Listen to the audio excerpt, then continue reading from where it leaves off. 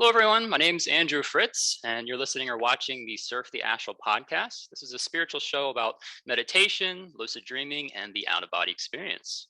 And today we have a special guest with us today. His name's Todd Acamesis. And Todd's been exploring consciousness through expanded states of awareness for more than 2 decades, including 13 years through the out-of-body state of consciousness, and regularly presents talks and seminars on the subject. Through 8 years of running international workshops on the out-of-body exploration and astral projection, he's provided training and support to thousands of people, including beginners, as well as more experienced practitioners. Todd is also the co-founder of PandoraStar, the world's leading deep trance meditation device. Okay, welcome, Todd. Thank you, Andrew. It's lovely to be here. Yeah, it's a pleasure to have you. So in the intro, we mentioned PandoraStar, and I thought that'd be a pretty cool starting point. Can you talk about, what is that, and how did that get all started? Sure. So that's started off probably decades ago, actually, when I started dabbling in things like audio technologies, binaural beats, isochronic tones, and because these things are very useful and beneficial for altered states of consciousness, as what the Monroe Institute has used and what they term as their hemisync technology. So I started using their hemisync technology probably back in 2005, and I always felt that, and probably the same as a lot of people who experience the Monroe Institute's hemisync, it doesn't seem to be a magic bullet for having out-of-body experiences, but it certainly is a magic bullet for altered states of consciousness in general. That could just mean something as simple as helping us get into a focused state like alpha, which can be great for remote viewing purposes. It could help us get into a deeper state, such as a theta state, maybe the borderline state between wakefulness and sleep, which we call the hypnagogic state. So the hemisync stuff in the Monroe Institute was great for that. And I loved exploring it. I loved creating my own binaural sounds and isochronic tones. And after a few years, I then found a company that was marketing this thing called the hypnagogic light, and a very expensive machine. I mean, very expensive. And but a friend of mine and I decided we'd go in together on one of them and use it at my astral projection workshops, and tried it out the first time actually with my son, who I taught how to do astral projection when he was 8 years old. And when we tried out the light together, I think he was probably 14 years old. And I'll never forget, we're sitting in the salesman's lounge, and they switched on the light. I was to have my eyes closed during the experience. It's then the stroboscopic effect, and it's computer controlled. So they get to choose the frequencies that you use. And so your eyes are now closed. The light is penetrating the eyelids, starts to excite the retinas, and the retinas are sending this information down the visual pathway. And it then starts radiating information to various parts of the brain.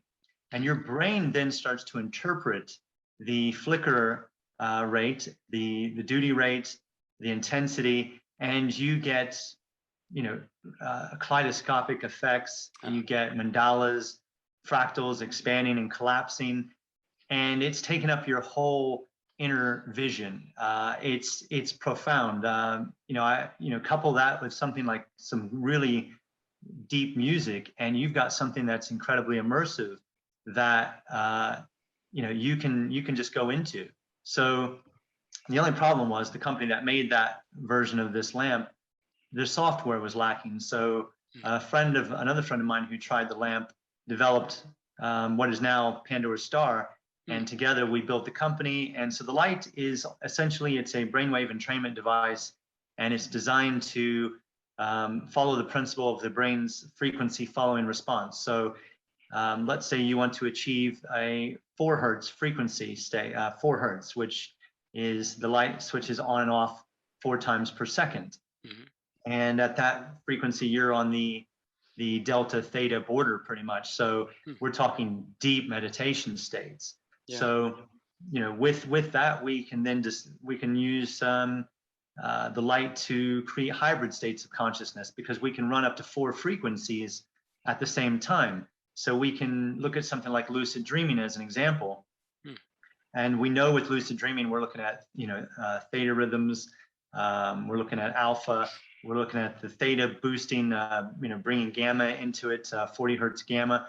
So by using these combination of frequencies, we can start to create a hybrid state, which is the state which we call lucid dreaming. And of course, like with astral projection, you have to keep in mind the human component. And it's usually same with like my astral projection workshops. Sometimes people come to the events on the surface level, they're ready. They don't show any fear whatsoever. But the moment you get into one of these deep altered states and you start to feel that powerful vibrational state, the unrecognized fear that we hold within the unconscious starts crashing to the surface, and it might bring trauma with it, and people instantly close down the state. I mean, the number of times I've heard people say, I was lifting out of my body and suddenly got scared and I was back in my body. Or like with the lucid dream, a lot of times people will say things like, I got lucid, I got excited, and instantly I woke up. It isn't always the excitement that's killing the experience. Sometimes it's those fears that we're not recognizing in the moment. And that's usually what's shutting it down, or other things. But anyhow, so the light in a nutshell, it's a brainwave entrainment device that can help trigger various states of consciousness that could be very beneficial for exploration purposes. Very cool. Out of curiosity, is there, like, if someone wanted to try one of these, I don't know if there's, I'm sure like maybe businesses like a yoga studio or like a healing spa, if they purchase this, is there a way to find these people who have it, so that if you can go, in my area they might have it, I can go there and try it out? Is there anything like that? Sure, for sure, Andrew. We've sold, I think, close to 1,500 lights worldwide. Oh wow! And we've sold probably at least, I would say, a third of those lights to retreat centers, float centers, spas, you name it. So yes, there are places throughout the world where people can try it. I would simply just type in PandoraStar and your location and see what comes up. If that doesn't come up, then try PandoraStar California, PandoraStar USA, PandoraStar Canada, and just see what comes up. Okay. And then, of course, people can always email us, and we could try and hook them up with some practitioner close to them as well. Okay, awesome, good to know. So I want to kind of move in the direction of lucid dreaming. Just kind of, you mentioned that earlier. So the first question I have about that, a lot of people talk about, eventually getting into a lucid dream and using that as a way to transition into an out-of-body experience. I'm wondering if you could speak to that, or if you have any experiences with that to share. For sure. So first point I would like to make is this. And keep in mind, everything that I'm sharing from my own direct experiences. Like most people, I've read a lot of books to get inspired on the subject in the early days. But the things that I share, I want to make sure they're my direct experiences. And my direct experiences are not always going to match up against everybody else's direct experiences. So you could have people who are doing lucid dreaming maybe for 5-10 years, and they might have a completely different conclusion than me because of my unique perspective.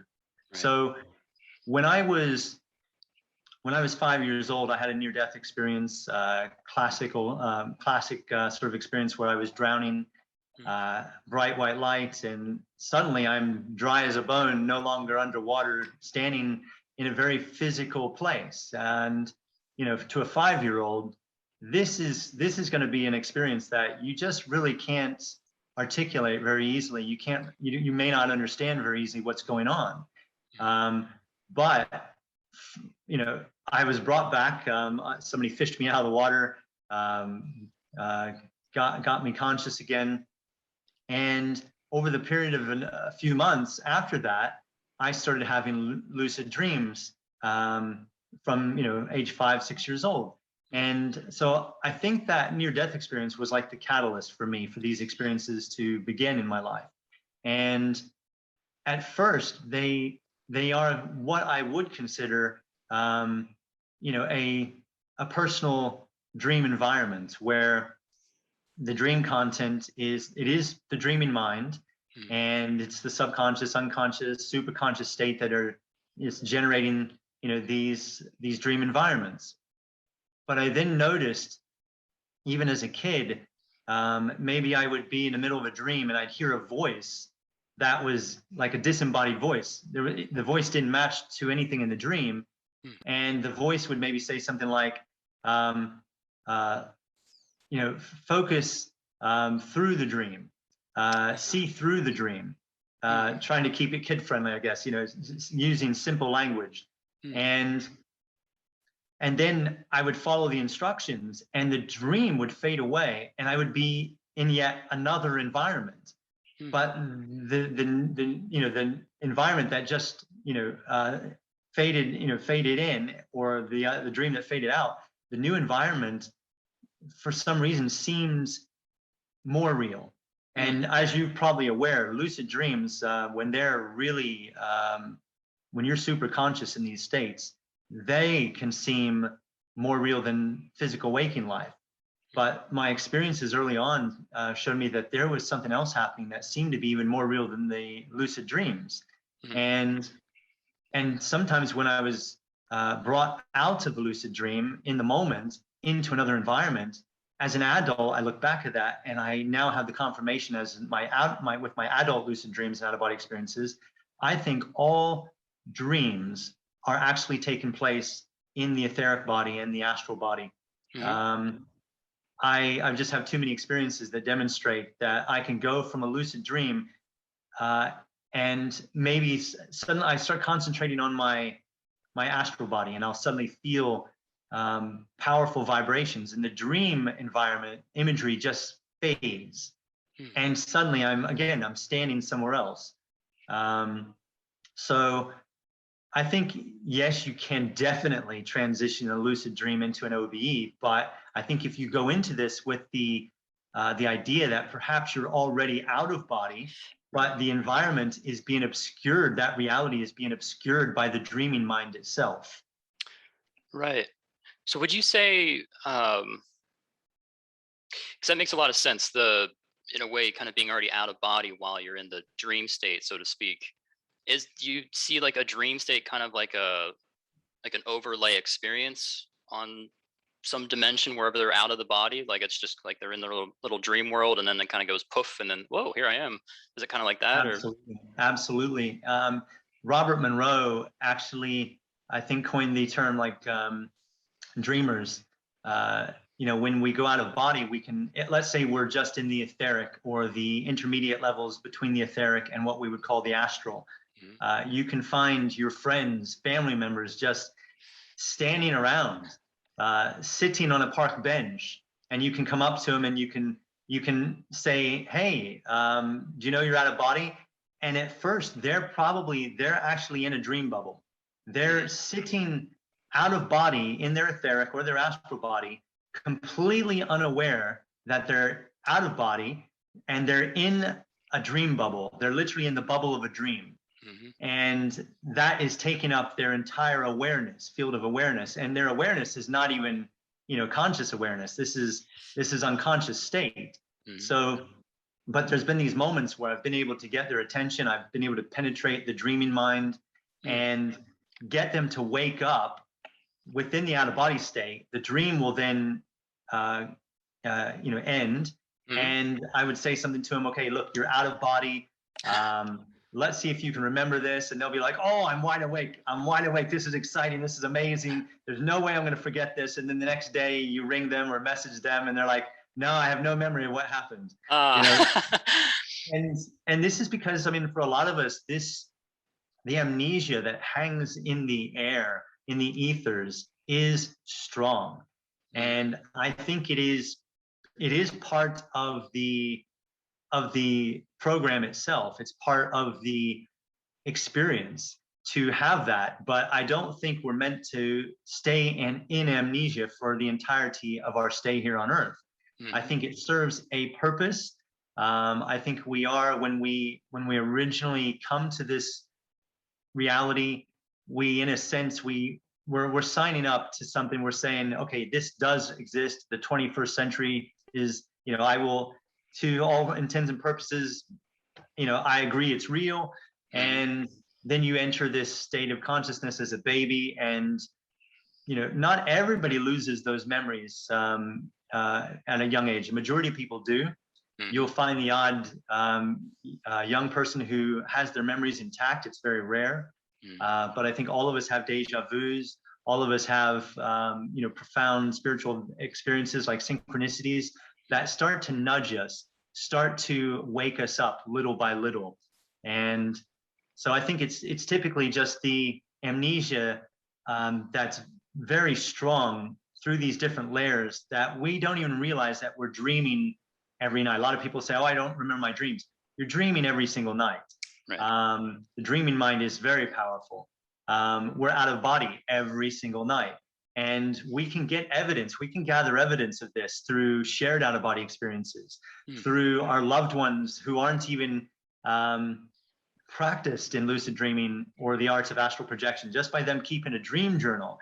And let's say one day, me as an example, I'm very practiced. So I get out of my body. I might bump into my 22-year-old son who's no longer 8 years old, and he's now 22 years old, and I find him in his dreaming mind. I find him as one of these sleepers out of body and unconsciously. And I'll then in the morning, I'll report to him. I'll send him a little report by email or text message and say, there was an experience last night. Did you record anything in your journal? And at that point, I can just exchange the information straight because I trust my son and he trusts me. So, we want to make sure we have integrity around this stuff, because what's the point of fooling each other? What's the point of kidding each other? But there's countless number of times now that my son and I have remembered experiences together. So we have shared out of body experiences where we were both super lucid and conscious in those states. We both remembered those states upon waking, the experiences. There are times when he's wide awake in the out of body experience and I'm asleep, but I remember it as a dream, and it's the same content, or it's vice versa, where I'm the one wide awake, he's asleep within the experience, but he remembers the experience in a dreamlike way. So this stuff is happening. I call it the double life state. We're all leading these double lives like Neo from the Matrix. And eventually we do start to wake up to it. But I think a lot of times when we start to wake up to it, we don't talk about it because we don't want to be viewed as being weird, different, strange, because we're hardwired for connection, and we're hardwired to avoid, being the outcast and being rejected. Because classically throughout time, when we're rejected by our community, rejected by our families, things get hard. Things get very hard. And it could be dangerous or deadly to be an outcast. Yeah, no, I agree with that. That's funny. You actually answered a couple of my questions all within that about dreaming. So, so that's awesome. I wonder, so people talk about trying to, we meditate in the body in the waking state, but I wondered, have you explored meditating within a dream state or, out of the dream state, just on the astral? Maybe you could share some of those experiences if you had those. I had one just 2 weeks ago. Oh, wow. It's something that happens, I would say, to a lot of astral projectors, a lot of lucid dreamers who have, that spiritual, who feel that real strong spiritual pull. It's natural once you get into these states to then want to explore something like meditation, in that state.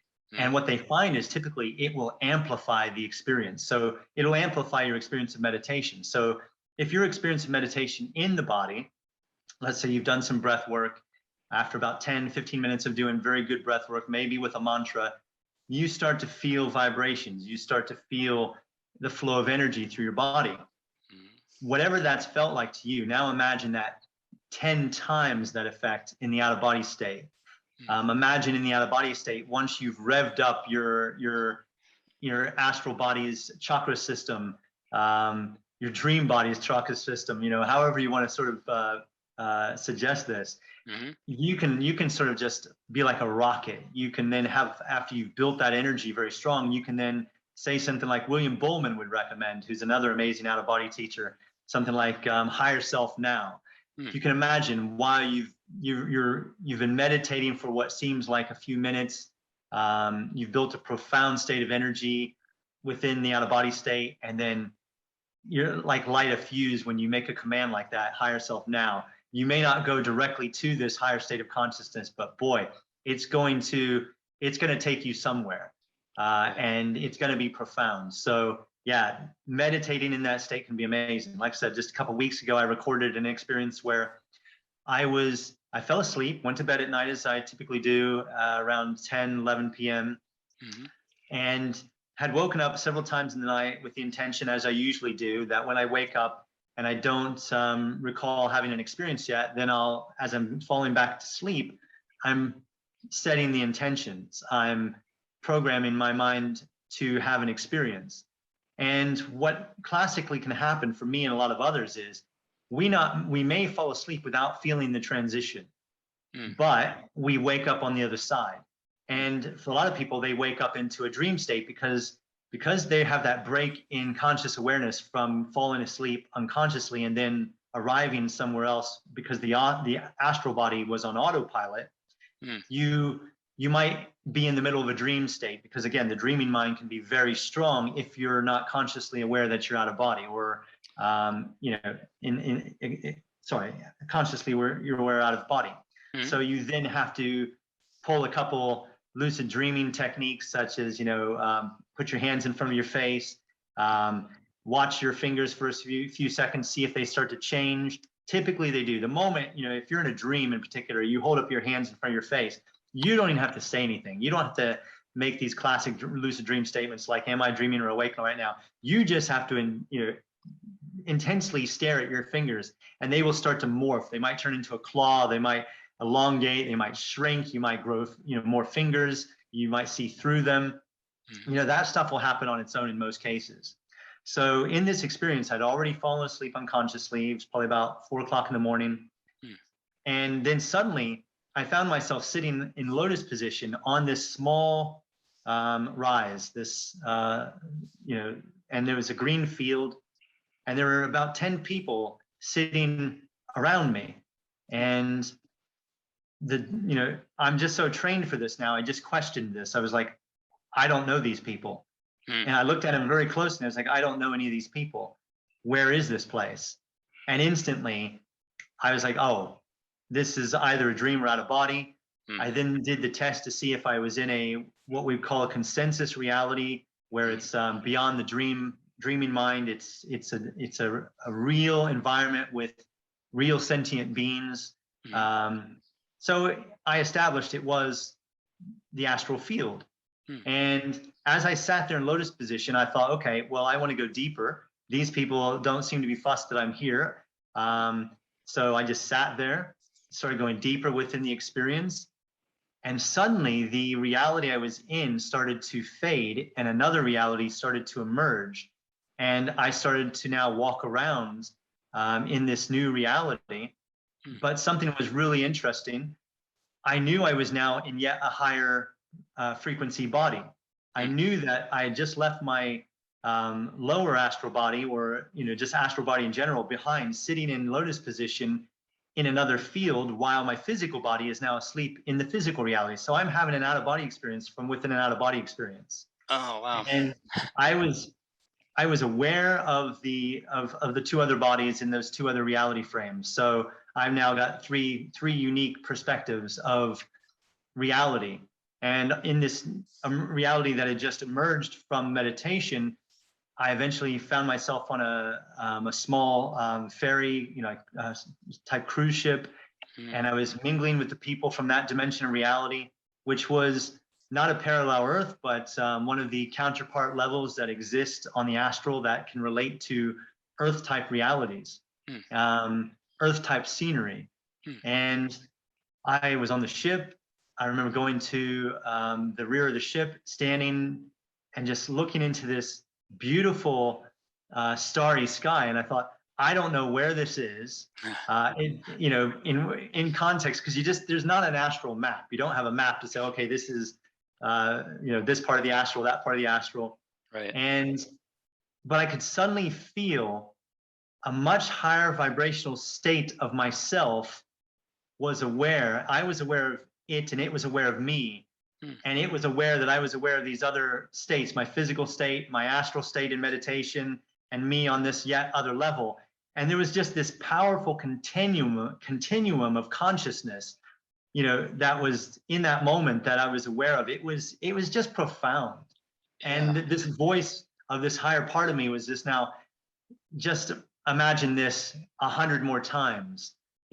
We have so many parts of us in so many realities right now simultaneously, and you're feeling into just one stream of consciousness, just your one physical self that's attached to the astral body, the mental body, all these different selves.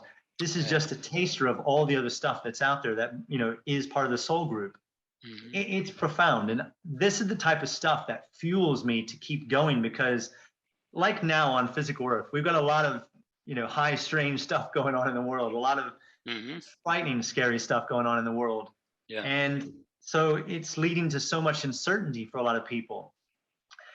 This kind of stuff, these astral experiences, these experiences of other realities, they ground me more into my body here, because it's a way for me to recalibrate my nervous system. It's a way for me to, in a sense, rejuvenate while I sleep and build my energy. And when I come back into my physical body in the morning, I am now, it's like I've taken a break from the drama of this world. And I'm now ready, and I'm going to be in a better state that day than I would have been without the experience. And you could say that's the same with meditation in general. Just waking up and going straight into meditation, looking at your thoughts, looking at your feelings from the day before. What are you obsessing on? Do the forgiveness work on that. Of course, that leads to the same, having a better relationship with physical reality, because you're doing that shadow work. You're taking on that inner work. But for me, I guess I just this is my daily spiritual practice: lucid dream and astral projection. This is what fits me like a glove. This is the kind of thing that lights me up inside. This is what brings me to life, to where in this world I can have such a fantastic relationship with this world, because I know this isn't it. I know I will survive death. I know I already have this expansive energy in so many other energy fields, so many other worlds. I can tap into those worlds. I can get inspiration. I can tap into another world. I can download the memory of a warrior aspect. I can download the memory of a shaman aspect of myself. Anything I need to tap into to bring peace into this life, to bring knowledge, wisdom into this life. This is powerful stuff, powerful medicine. That's awesome. You answered multiple questions, and I was going to ask about the different bodies and how do you stay grounded with, just having these really profound experiences and then coming back and going, whoa, okay, I need to process this. So you've answered some of those questions all in one. So good. Well, I hope you have a long list then, because we'll just keep trucking, but okay.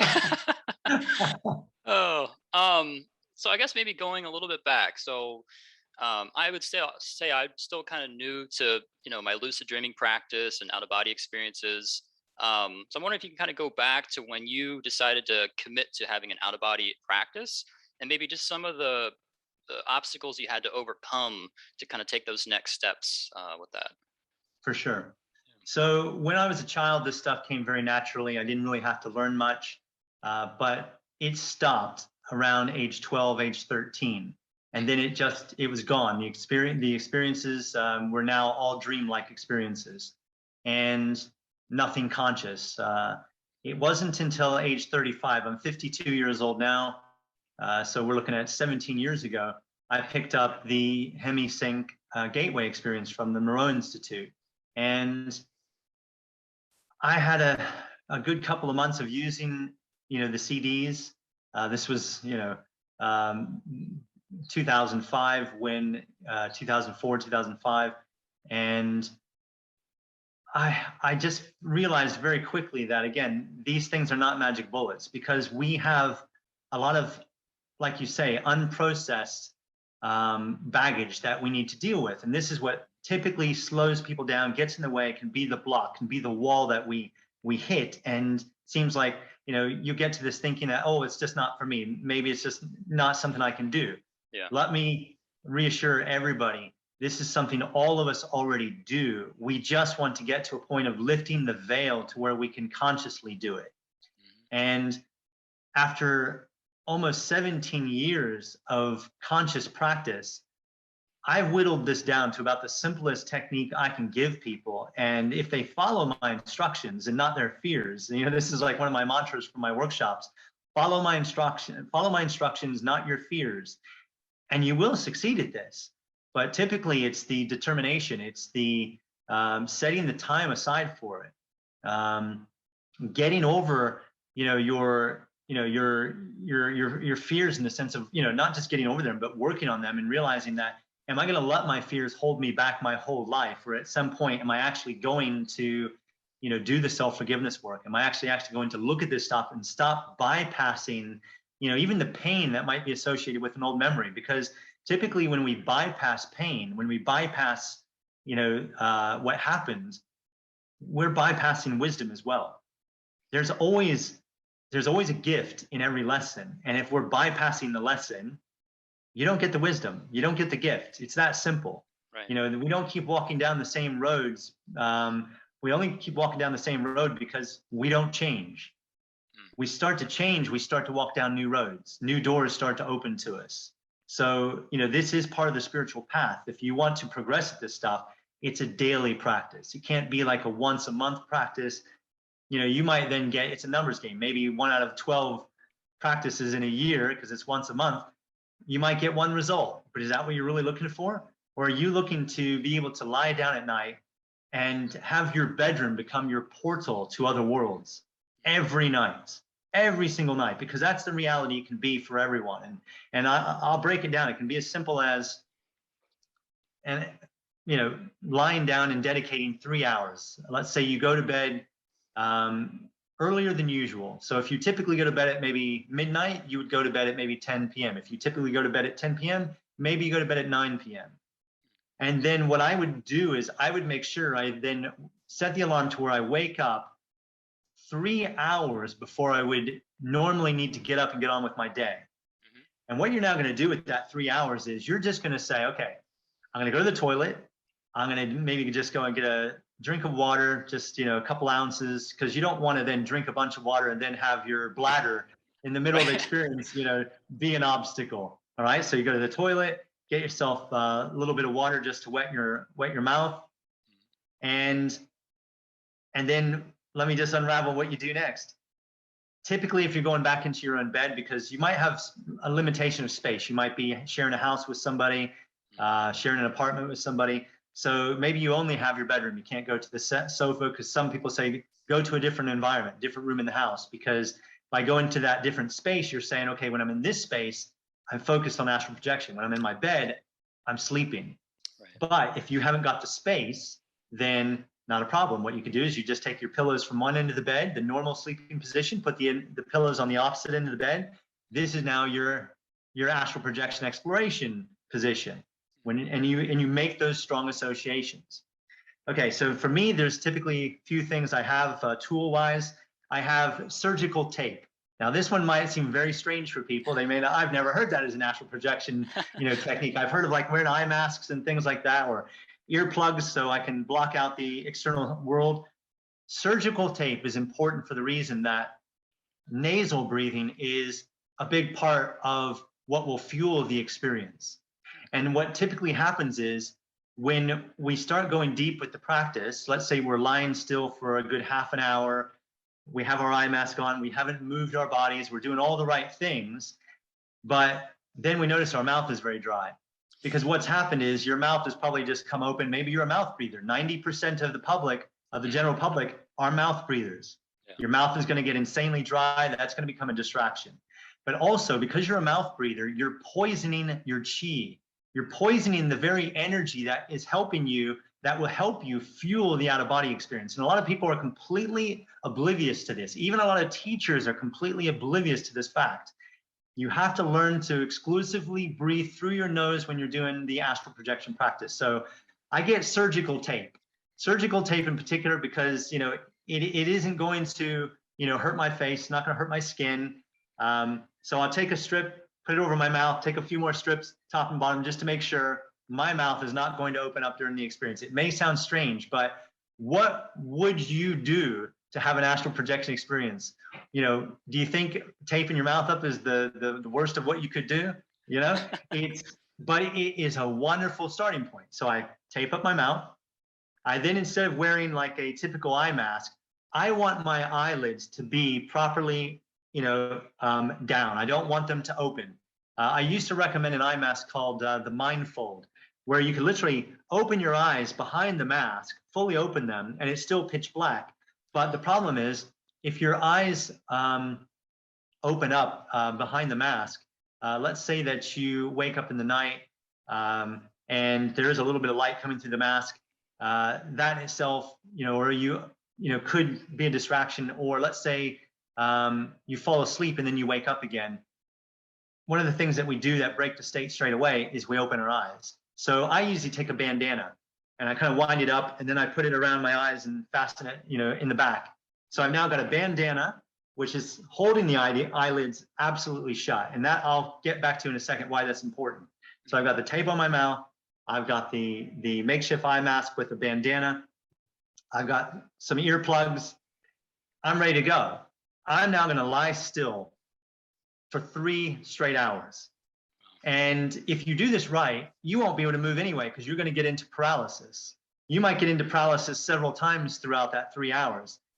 So what I will then do, so I start the practice by doing some breath work. And now I'm breathing through my nose. Obviously, if you have a cold, that's not going to be able to happen on that day, because you're probably going to have your nose blocked up. But if your nasal passages are open, even if one's open, you're good to go.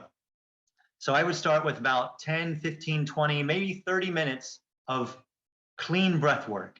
Just breathing in through your nose, all the way down into your solar plexus. So you're doing diaphragm breathing, not this thoracic breathing in the chest. Taking the breath deep down into the belly. And I want people to, to really use their imagination here, use their powers to visualize. As they're breathing in air, to keep in mind, you're actually breathing in prana. But prana saturates the etheric, the etheric and the physical world. Air is like the physical manifestation of prana.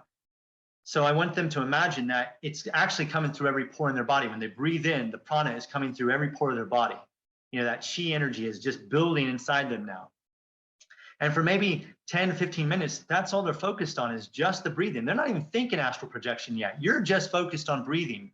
Very good, proper breath work. And during that time, you can use something like a mantra. You've got your mouth taped up, so you're not going to be able to, externalize it very well, but you can internalize it very well. Something like maybe Aum, so A-U-M. So in your head, you're making the sound of Om, and you're imagining that all spreading vibration of Om, opening up your third eye, opening up your pineal gland, opening your heart center. So you're just sort of visualizing this stuff while doing the breath work. This is powerful, because you're concentrating on non-physical energy. You're putting your attention on, on this on the non-linear realms. At some point, your physical body falls off the radar because you're concentrating fully on the non-linear realms. So let's say after about 10, 15, 20, 30 minutes of the very pure breath work, you stop. You then just normal shallow breathing through the nose, and you start using affirmations, maybe things like, now I activate my astral body. Now I raise my internal vibrational energy. Simple little ideas, simple little affirmations. These affirmations are your intent, all right? And so I've got my eye mask on. I now start to visualize. I'll just sort of imagine stretching my astral body, stretching my etheric body like a cat.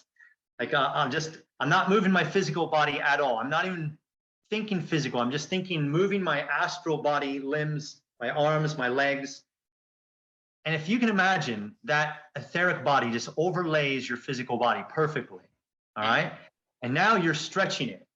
And maybe you're arching your back, but again, not your physical. This is just a non-physical exercise. And at first it may feel forced. It may feel like nothing's happening. But as the law of attraction principle, where attention goes, energy flows. So we're tapping into this sort of idea. So we're putting our energy before us. So I'm now, if you like, pretending I can stretch my energy body. And I then might sort of contract it, expand it, contract it, while keeping my physical body perfectly still. If I feel any tension in my physical arms, I totally relax again. And I focus on just recreating these strong physical-like sensations without the physicality, without moving my physical body. And then after maybe just a few minutes of that, I'll then imagine vibrations, tingling sensations. It may happen for real anyhow, but if it's not happening yet, I'm just imagining it. I'm imagining sort of just suddenly floating upwards a little bit, and then suddenly standing up in my etheric body in my bedroom. And maybe I'll imagine, I'm just imagining, turn around, look at my physical body. What would that look like? I imagine this magnetic force between my physical body and my etheric body, and I can feel that pull. And now I want to go to another room, but I imagine myself walking through a door. Maybe the door is physically open. I forgot to shut it last night when I got into bed, but the door in my imagination is closed. And now I want to imagine walking through it. What would it feel? What would you imagine it would feel like to walk through the energy substructure of a door, the energy substructure, the energy matrix of a wall? It would be full of vibration, and you're walking through it. And just imagining that sensation can be powerful in itself. I might then imagine myself in the next room, the next adjacent room. I might interact with some objects. This is now getting onto a technique called the target technique. But the idea here is you're making realistic movements without moving your physical body, because it's now all just imagined. And every now and again, I'll just imagine myself back in my body, and I'll stretch like an astral cat again. I'll imagine the vibrations again. I'll imagine floating up again, standing in the room again. This time I'll imagine going further afield, maybe to the neighbor's house, maybe not entering the house, but going and walking around the neighborhood, going to the corner shop, the grocery store. What would it be like if I was walking through one of the grocery store aisles? What colors could I visualize? How can I make this more real? Focus on one object, maybe an object like some fruit. Just focus all your attention on building the colors, building the shape, and then building the sensation of touch, all in the imagined space. But this whole world has been imagined by, another dimension of reality. This is like the simulation hypothesis. Our reality is being projected from information on the edge of our universe. We don't know what's at the edge of our universe. We could be like in the film Men in Black, the galaxy around the cat's neck, the little trinket around its neck. We could literally be, in a simulation that's being managed by robots that are controlled by AI on the next dimension up. And that simulation is operating on a smartphone of a 10-year-old girl in yet another dimension, where they discovered their reality is being projected from, yet another space. So we don't know, but this is part of the excitement of it. Once you start to get these experiences happening, you do start to experience and encounter other levels of yourself. And that starts to push this up even more, because you then might think to yourself, wait a second, if this is a projected reality, so therefore all reality is actually taking place within a mental reality. Nothing's actually physical, but yet this is like a program that says this is what physical feels like. So this is a rule right here. The rule says this is what physical feels like. All right. So when you enter a virtual reality, they're creating vests now that you can wear that creates this, sort of vibration, or, they envision little robots in the future that will, you'll have little air blowing on you and things like this. We're dealing with virtual reality in the, 2020s, which is, if you can imagine, this stuff would look obsolete to the next level up.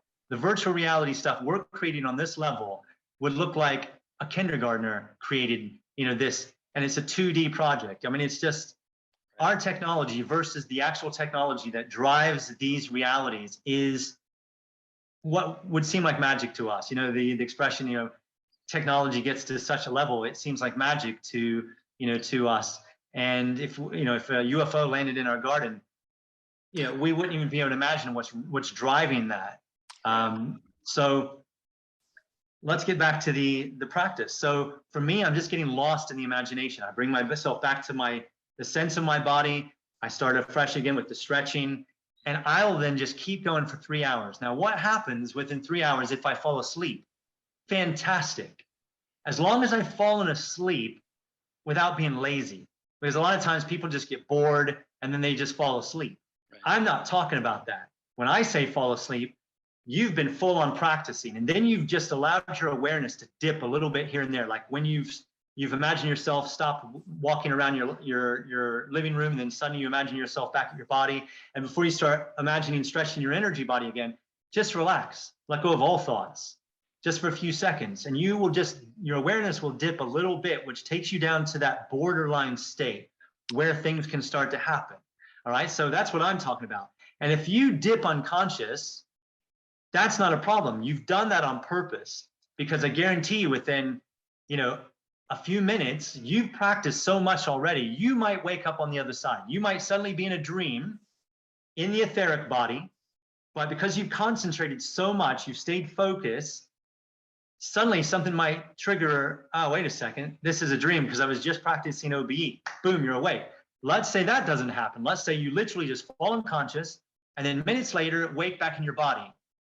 When you wake back in your body, if you keep it perfectly still, and this is where the bandana comes in over just a regular eye mask. The bandana can be pulled tight enough to where, again, your eyelids are pinned shut. They're not opening. When you open your eyes, do something as little as open your eyes after waking up again, it can break that state that you're in for about 30 seconds. You're in an altered state for about 30 seconds, which is completely conducive for an OBE. But once we open our eyes, we start to break that state almost instantly. So an eye mask is ideal, but something that keeps the eyes shut in particular is even better. Bandanas are great for that. So every single time you fall unconscious, through proper practice, and then wake up again, your eyes are shut. Maybe I would just take maybe 10, 15, 20 deep conscious breaths through the nose, through the diaphragm again, reaffirm, now my astral body is revved up, ready to go. I'm practicing OBE, and you just start to practice again. And let's say 10 minutes later, you fall asleep again. You're within 3 hours. So as long as you say to yourself, I am not giving up until something happens. You may only be an hour and a half into the practice. You're not keeping time exactly, but you don't know. Could be an hour and a half left on the clock. Right. Within an hour and a half of, an hour and a half more of this sort of practice, something is going to happen.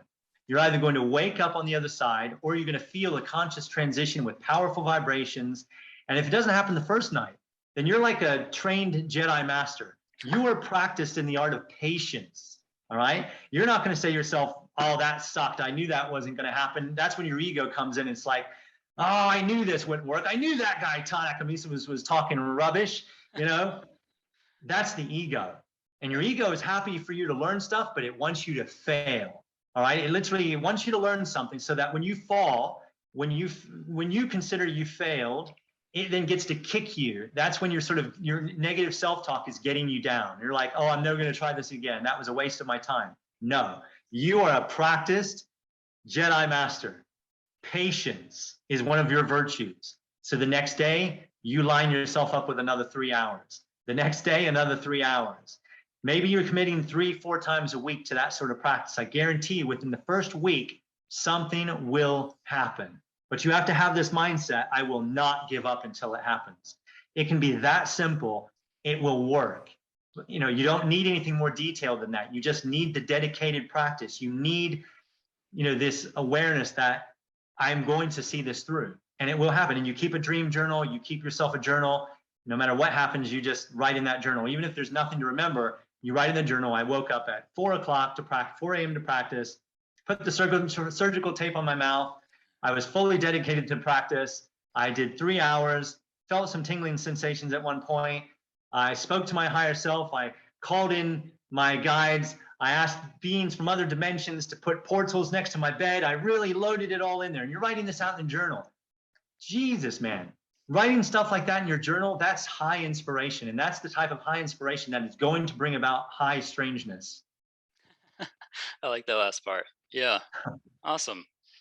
So that brings up something. So you mentioned vibrations. I know this is like when people get into the out of body stuff that pops up pretty often. What do you think is happening in that state when someone's? I've only experienced this maybe like twice, where I was in a dream. Things were.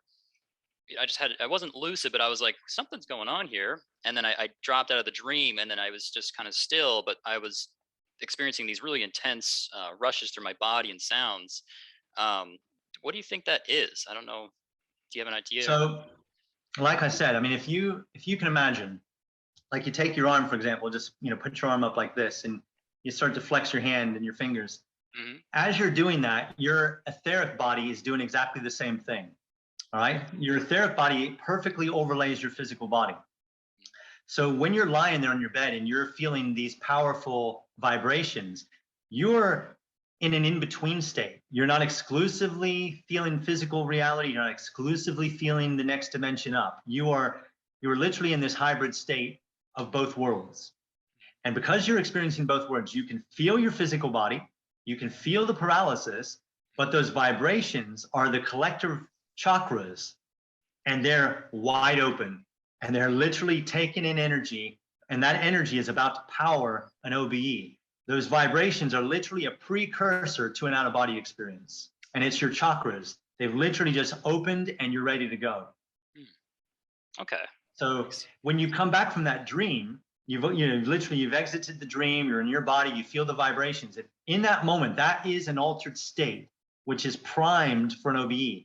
If you literally just keep the body still, keep the eyes shut, and practice immediately trying to stand up, not with your physical body. If you're in paralysis, you won't be able to move anyway. And if you feel the paralysis, you just force yourself forward, your etheric body will peel away from your physical body, and you'll feel something like Velcro. You'll feel strong vibrational energy, and those sounds are just the subatomic sounds of your etheric body, your subatomic sounds of your chakras. Got it. Yeah, that makes sense. Cool. Okay. So I want to kind of move on a little bit. You mentioned your higher self earlier, and I think in your Tower Talk, the one back in 2013, in that you started towards the end of it, you were talking about how you had the intent of, okay, now I want to get to my higher self or reach that level, and then you would encounter, different beings, including alien type beings, and I'm wondering, have you gone beyond that? Have you reached the level of your higher self, and what that's been like, or just kind of even just talking about those particular beings? I found that really fascinating. Yeah, this stuff is, when you start encountering these very high dimensional states, you'll hear a lot of people say things like, it's almost as if you can't articulate your experience. I mean, it's not entirely true. It's difficult to frame it because it's something that must be experienced. When you typically meet your higher being, you're not talking about form as you know it. These physical form-based realities, we call them dense, very dense energy fields, and they're very, very dense energy fields where thought forms can be generated. And I mean, as far as I'm concerned, this whole frequency field of the earth is a very condensed thought form, and all of its components, trees, rivers, buildings, these are just very condensed thought forms. It's psychic energy. When you start to move into these higher dimensional levels, the fields are far more subtle in their feel. It's a lot more fluid. You can encounter beings, when people say I've met beings of pure light, you are encountering beings that know that they are not subject to one form. They can present themselves as light. They can present themselves as a see-through hologram. They can present themselves as a silhouette with energy around it. And the environments, depending on the nature of that environment, depending on your own projection within that environment. Because like I was saying, like with a dream, you can be in an astral city and not even know it because your dreaming mind is projecting this information around you, which is overlaying the astral city. It can be the same on these other dimensions.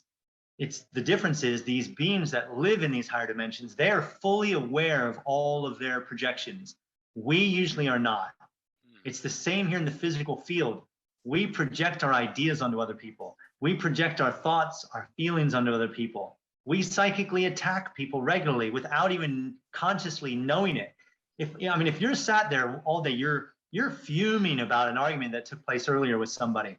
They're no longer in the room with you. But how many times do you find yourself having, like, replaying the experience, having a new conversation that you didn't even really have with them, but a conversation you wished you had with them in that moment? Yeah.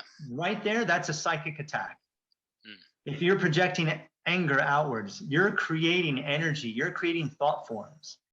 In these higher realms, when you achieve these higher states, a lot of what we would call ego is you kind of, in a sense, you've detached from that. So you're not going to be able to project that into those realms anyway. I look at it this way. It's like when people talk about heaven and hell, or heaven and earth, and they talk about like the typical idea of heaven, where it's like a gated community. You have to get through heaven's gates to get into it. And, at the heaven's gates, which archangel is there to meet you, and these gates to astral cities, to the higher planes of consciousness, to these really subtle fields where Buddha consciousness would exist, where that state of consciousness, that real, I suppose you say serene, very controlled state over your own thoughts and feelings, and it is profound. This is like a school. Earth is like a school. I see it as like a school for developing souls. How many times do you find yourself flying off the handle, shooting from the hip?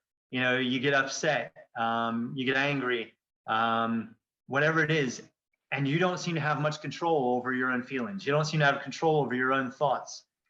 Can you imagine being unleashed in these higher, more subtle environments, which are very thought responsive? This is why there's this idea of a gate. But the key, it isn't being kept by another being. It's not being kept away from you. The key is inside you. The key is learning self-control. The key is learning self-respect. The key is learning, integrity. Because once you start to be able to have that self-control over your thoughts, your feelings, you have more control over your actions. You will then gain access to these higher levels, because you will enter these levels because your inner vibrational frequency is literally is the key that opens the gate. And so nothing in a sense is keeping you from these places, or nothing's taking you to these places as a post-earth reality. Let's say after you die, people talk about heaven and hell or purgatory or these different environments. Nothing's outside of you is taking you there. Whatever unfinished developmental patterns you've left undone here, your inner work, your shadow work, you're going to meet that on the next dimension up. Your post-earth reality may not be an exact copy of this earth, but you're going to enter a reality that gives you a chance to now work on those lessons again without hurting the highest realms. Because again, if you get into the highest realms without all this refinement, you can create thought forms that are just going to terrorize that place.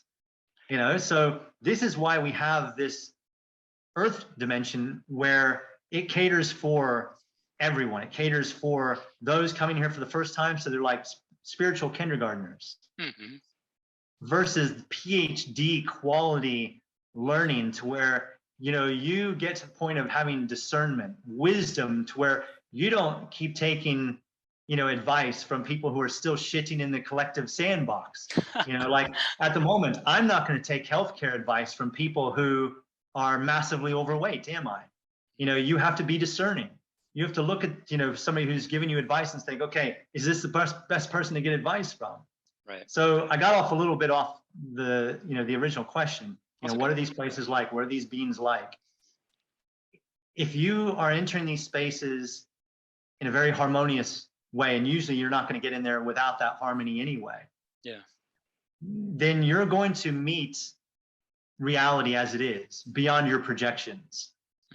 What that is, where you're taken, it really is an individual thing. What I've personally experienced, I've experienced like unified fields of just pure white light, which I mistook for like the ultimate heaven, if you like, or source. And then some of the beings there are like, oh, no, this isn't that heaven. This isn't, that source. This is just the source of this reality. Some even more evolved being created this space. We've maybe not even met that being. So this is definitely turtles all the way down.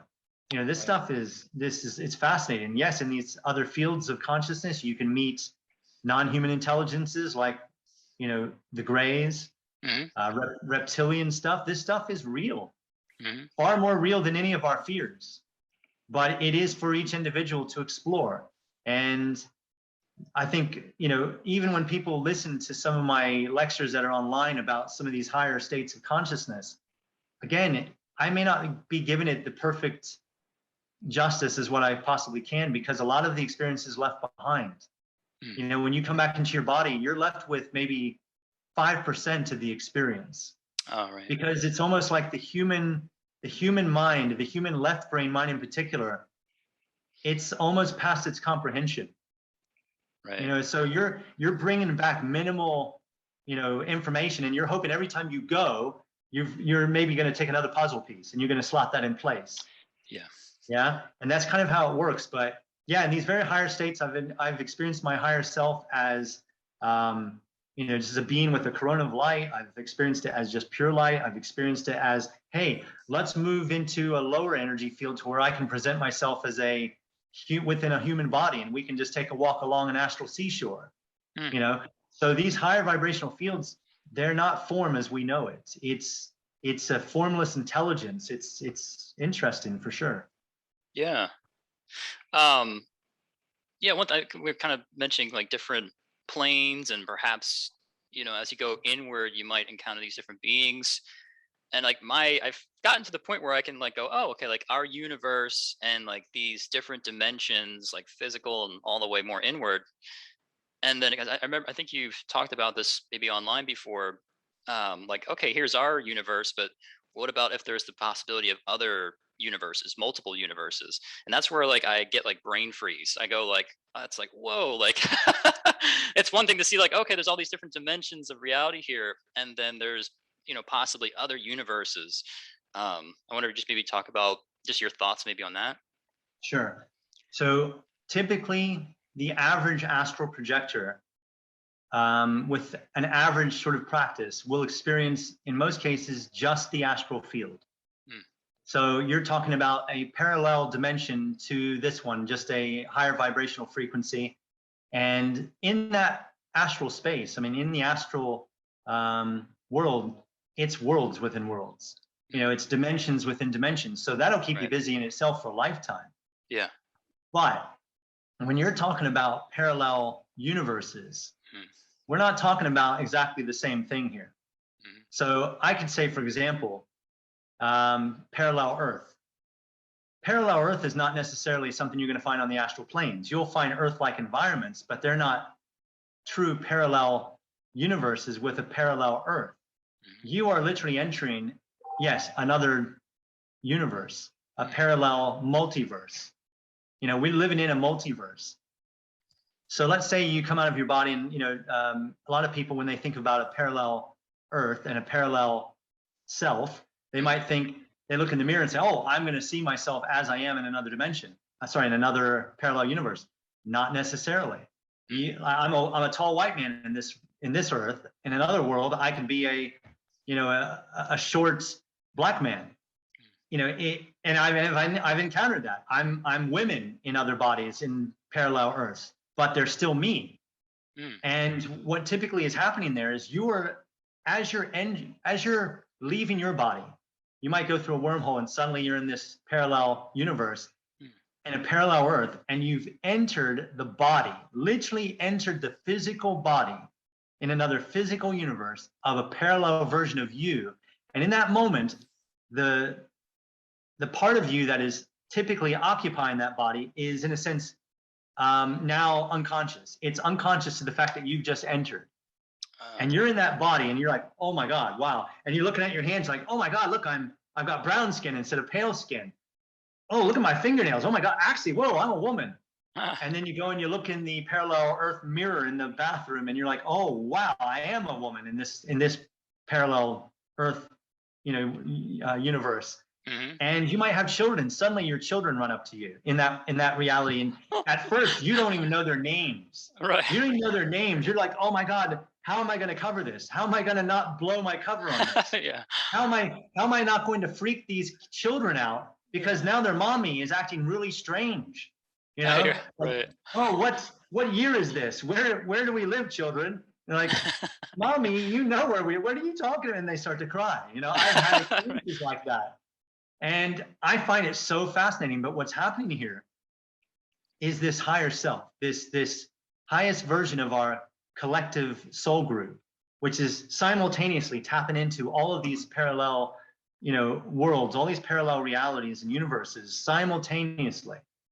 You're literally getting this moment to experience this other version of you, maybe for some profound reason, maybe just for the point, just to make the point that you're more than just one physical body in one world and one physical solar system and one physical galaxy and one physical universe. Right. It could be a more profound reason. It could be that there's something there that you need to learn about racism. Can you imagine if you're like the ultimate, racist in this reality, and then suddenly you're in a person's body that you're typically you hate. You hate the idea of somebody, with that skin color or that makeup, and then you're in this body. Wow. That's driving something deeply home that then becomes an actual real experience for you in this dimension, because this is changing your soul at a core level. These experiences that we're having here on Earth, they're changing us on a core level. And this is one reason why I want to really start to raise the game of my experiences, start to shift from fear to love, because I want my soul to grow in love. I don't want it to grow in fear. When I enter these other realities, these other versions of me, I want to be able to gain something, very deep and special from that experience. I want to be able to now impact that world in a positive way. Can you imagine taking your baggage from this dimension to another dimension and leaving your baggage in that dimension? Your anger, all that stuff. It's just like, typically when I enter these bodies of these parallel selves, I know I'm being entrusted. I know I'm being trusted by my soul, that I've earned the opportunity to experience this. This is not the typical experience of most astral projectors. They will talk to you all day long about their astral experiences. A lot of them don't talk about these very physical-like experiences in parallel bodies. They're always talking about, oh, I was in my astral body and I was doing this. I was in my astral body, I went here and met these people. You're talking a whole new game here. You're literally entering a physical body in another parallel universe. And in that temporary experience, you're gaining access to a whole new world. I've walked around in somebody else's body for what seems minutes. I've walked around in other people's bodies where it seems like hours. I've been able to go and take their ATM card and put it into the ATM machine and see how much money we've got in the bank in that universe. I've been able to do really miraculous things while in these environments. One of the aspects I entered, one of the parallel selves, had cancer. While I was in that body, I spoke to my husband, of that reality. And in that moment, I was just like, I was channeling as far as they were concerned. Even if they knew what channeling was, I was just saying like, look, you got to get me to look at these kind of foods. You got to get me to do this kind of diet. You got to really motivate me. You got to really be here for me. You got to really sort of back me, have my back here. And then I come back maybe a couple months later and I'm in that body again. And this person's fit. This person's gone from being unhealthy to healthy. And they now have a new lease on life. Oh, wow. I think it's really quite interesting to where, what opens up for us is an opportunity to where it's truly as above, so below. Yeah. What happens to us here can have, how we're being here affects everywhere we go. The expressions, things like, wherever I go, there I am, here we are. Mm-hmm. Wherever we go in the universe, you hear people say things like, what happens in Vegas stays in Vegas. Yeah. No, it doesn't. You pick up herpes in Vegas, herpes stays with you for the rest of your life. This is just complete bypassing bullshit. It's denial. So as I work on myself here, as I start to become a greater light here, as I start to clean up my life here in this reality, not only do I touch more people in this reality in positive, profound, loving ways, when I do go out of my body and I become more conscious, I am more useful to other dimensions.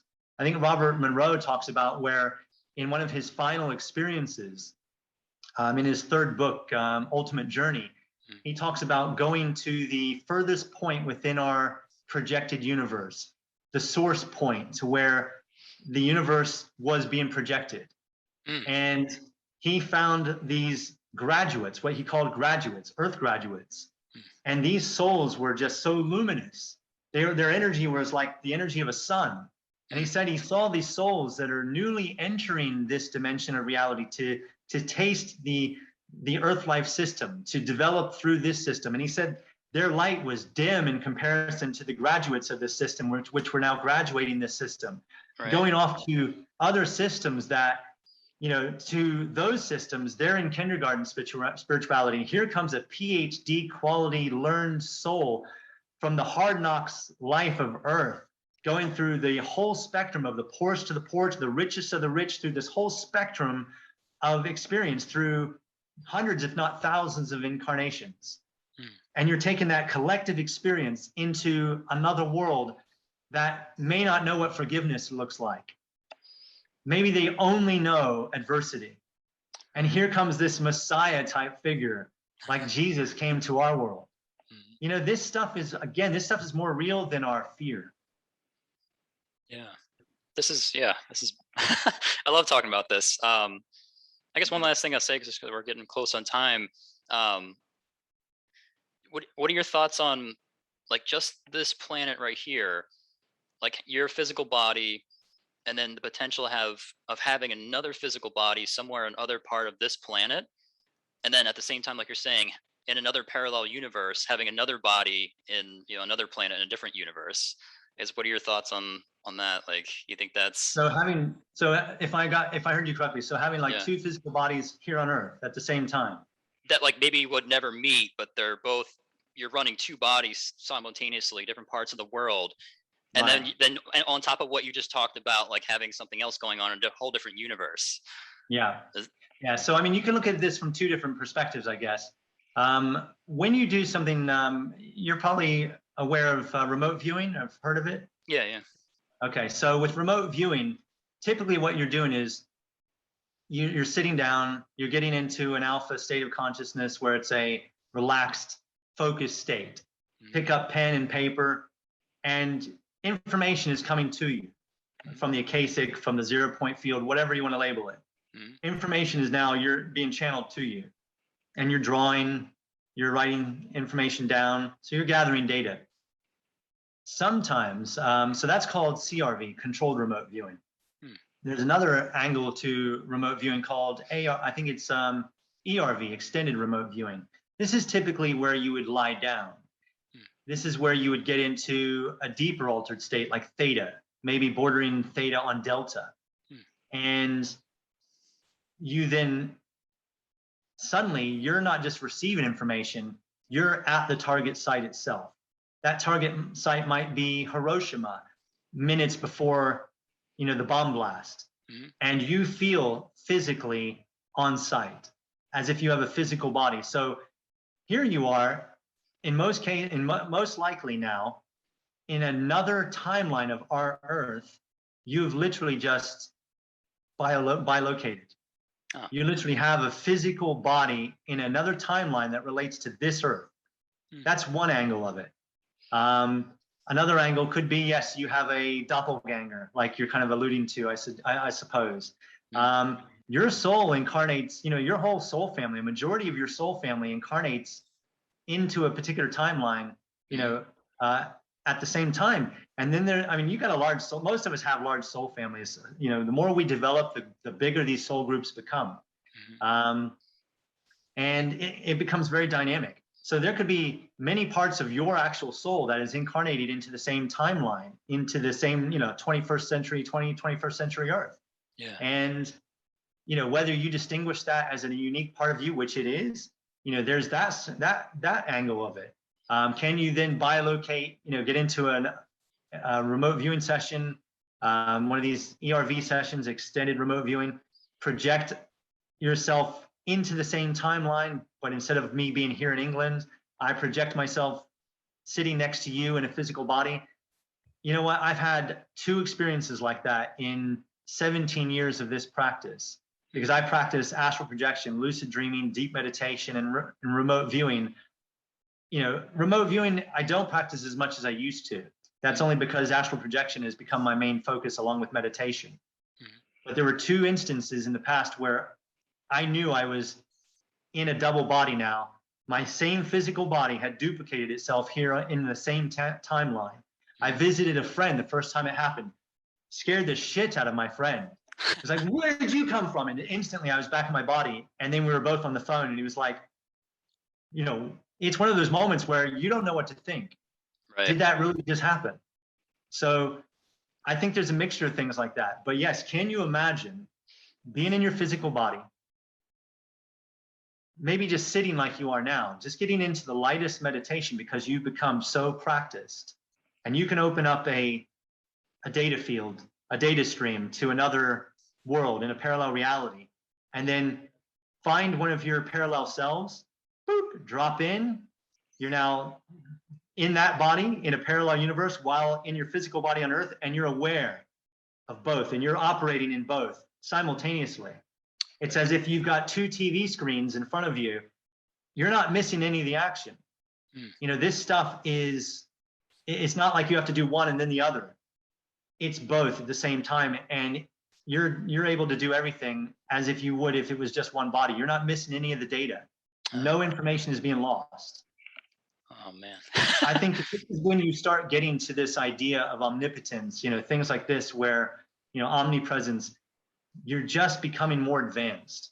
Like when people have wake up, like say, we've almost 8 billion people on this planet, and people wake up from dreams. Let's say in one night, maybe 1,000 people have out-of-body experiences with Jesus.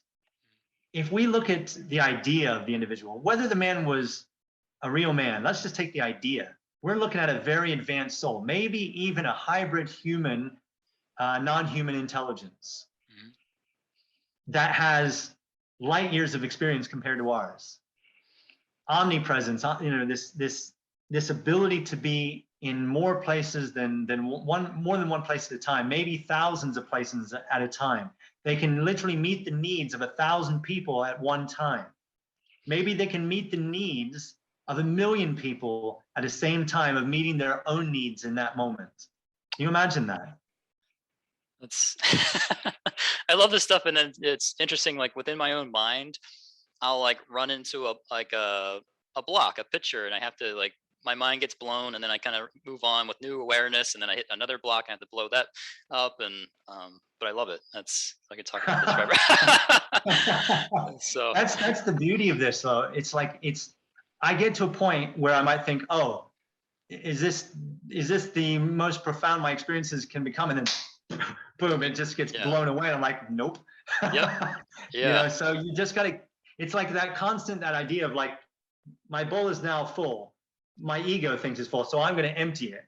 And it's empty, and I'm ready for more experiences. I'm ready for something different.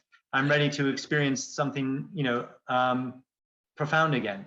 Or it can just literally be like the practice of, what do they say after achieving enlightenment? before enlightenment, chop wood, fetch water. After enlightenment, chop wood, fetch water. Yep. This stuff is very grounding, very, humbling. I honestly feel more grounded than I've ever felt in my life. I feel more connected than I've ever felt in my life.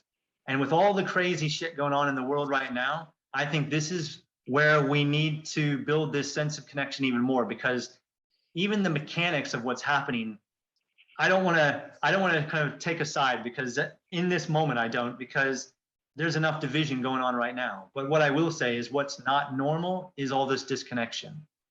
What's not normal is this sense of isolation. Yeah. That's not who we are at our core. Like I said, we're hardwired for connection. Yep. And in this moment, being able to discern truth, to be able to tap into higher fields of consciousness, to where the history for this dimension, what's happening in this dimension, is already history on the next dimension up. How not just humbling, but how exciting, how insightful can something that's like Nostradamus. You've just become Nostradamus. Right. You know what's going to happen in a sense. You know that there's few possibilities, and there's maybe thousands of possibilities, but this is the more probability right here, because this is like the Earth is like the Titanic.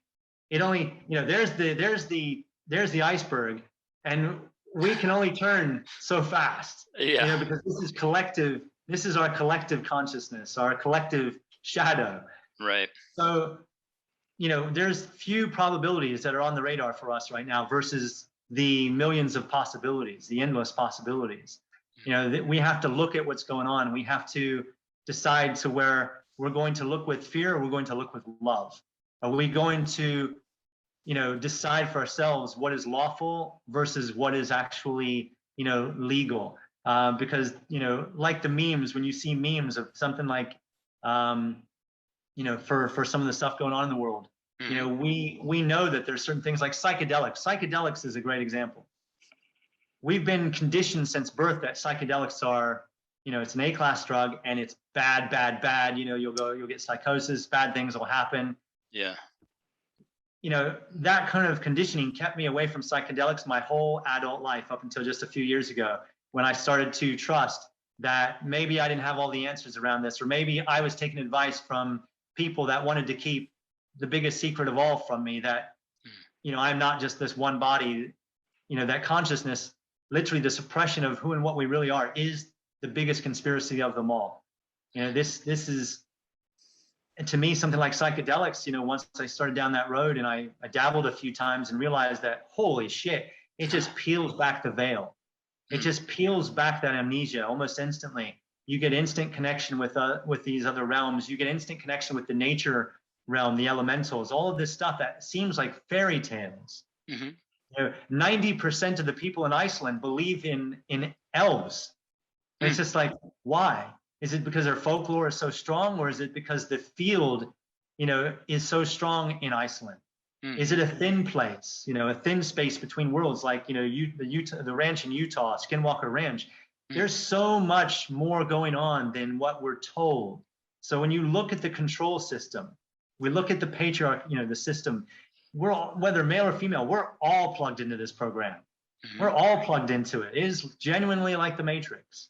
And it's for us to unplug ourselves enough to where we can see the reality beyond this massive illusion that's around us at the moment. Right. I got my last question is going to be, are you currently in the process of writing a book, or do you plan on writing a book? Because all the experiences that you have, that's something I'd love to read. I'm sure other people would love to read, but is that something that you've considered? Or I have a publisher, and my publisher asks me every month, how you going? How you getting on? So I have probably a good 1,000 pages of material. Oh wow! And it's a matter of just rewriting information. It's a matter of bringing it down to a readable level, because I think we're aiming for about 250, maybe 270 pages. But I would say within maybe another year to 15 months, yeah, something will be out there. And Awesome. I'm glad, to be honest, that it's taken me this long, because even some of my most recent experiences, I'm so happy that I now get to include them, because fair enough, this is why people write more than one book. Right, But right. I'm very glad that my first book is 17 years. It's not even just 17 years, it's 17 years of my adult journey, but it's all the childhood stuff, it's all the hitchhiking stuff, it's everything in between. And it's then a mass of questions as well. What's still out there that I'm not even tapped into yet? So I'm very glad that my first book is well-rounded, instead of like an entry-level book. It's going to have something for everybody. Cool. I definitely look forward to that. So thank you very much, Andrew. Yeah. With that said, maybe you want to share how people connect with you, or anything that you're offering, or at the moment, in normal times, I would be offering 9-day retreats, typically in France, sometimes in Norway, Ireland. I was about to start doing them in the US. And those are probably the best way to connect with me, is in person, to where we can go deep with a group of 40, 50 people for 9 days. But that's not reality at the moment.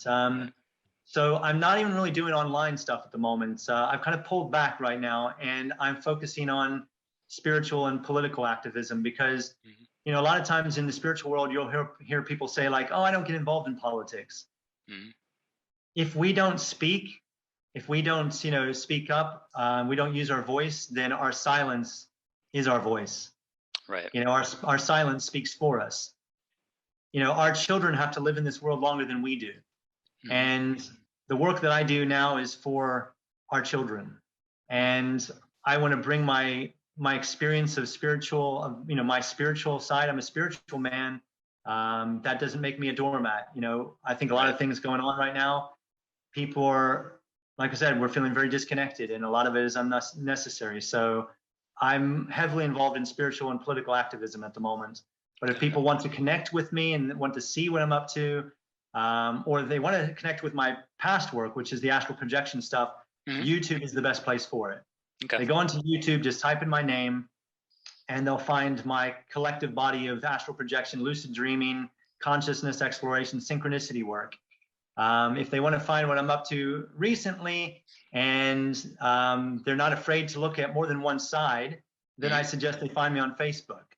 And maybe keep an open mind, because there's a lot more going on than what we're being told. So I'll kind of leave it somewhat encrypted, because again, I don't want to kind of get involved in the division side too much in this conversation. That's not what this conversation is about.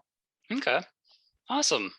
I just want to say, thank you for your time, sharing your experiences, and it's been awesome to meet you and talk with you and sharing your wisdom with us. So appreciate you coming on. My pleasure, Andrew. Thank you very much for having me on.